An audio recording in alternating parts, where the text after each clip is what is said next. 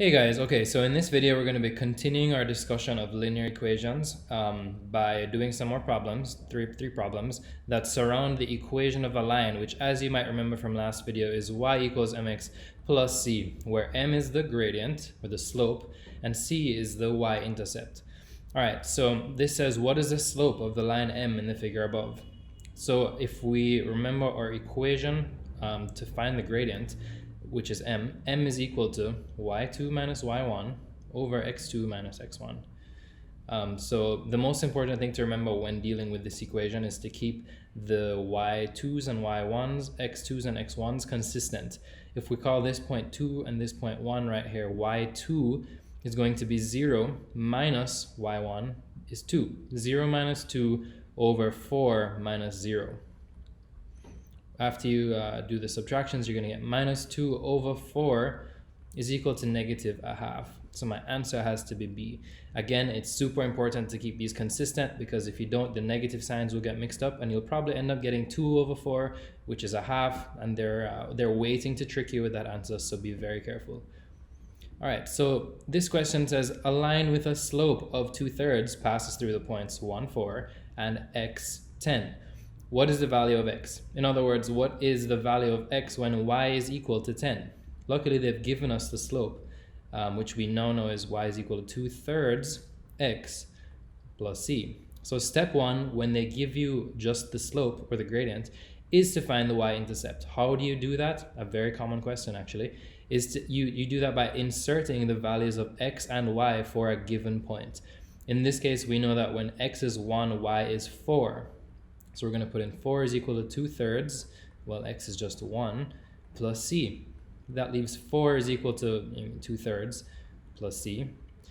To find c by itself, we isolate him on one side by subtracting 2/3 from both sides. 4 minus 2/3 is just 3, and 1/3 is equal to c. Now we can actually substitute that back into this equation and say y is equal to 2/3 x plus 3 and 1/3. Excellent. Now they're actually asking you what is the value of x when y is equal to 10.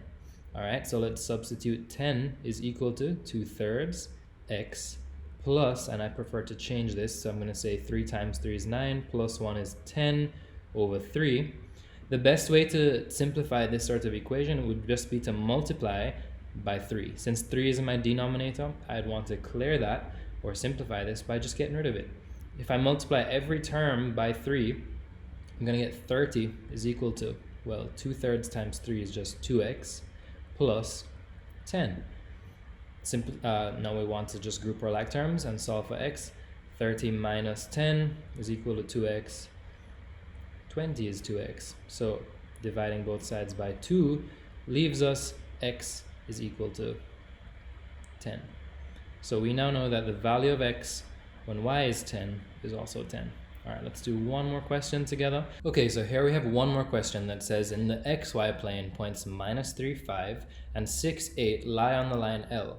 Which of the following points is also on line L? So again, we want to refer back to y equals mx plus c and sort of fill in this equation so that we can check these points against what we know the equation of this line to be. The way we do that is always to start with the gradient, which is going to be 8 minus 5 over, if this is point number 2 and this is point number 1, 8 minus 5 over 6 minus 3. Be very careful when you see minus to do double negatives because what that means is you're going to get 8 minus 5 is 3 over 6 plus 3. 6 plus 3 becomes 9. I know my gradient therefore has to be 1/3 after I simplify that. So I know it's y is equal to 1/3 x plus c. All right, now how do I find a value for c? I basically want to substitute in some values of x and y as they, so I'm going to choose point number 2. Let's say 8 is equal to 1/3 times 6 plus c. The way we simplify this would just be 8 is equal to, well, 3 goes into 6 twice, 2 plus c. Therefore, subtracting 2 from both sides leaves c to be 6. So now I can complete this even further. Y is equal to 1/3 x plus 6. Great. So the last step now that you know the equation of our line, would be to substitute in points in A, B, and C, A, B, C, and D, to see if they remain true. Let's go in order. So if I put in y is equal to 6 is equal to 1/3, well, times 0 plus 6. This 0 will make that 0. 6 is equal to 6. We know that our answer has to be A. And if it wasn't A, we'd continue this trend of substituting numbers for x and y until the equation holds true.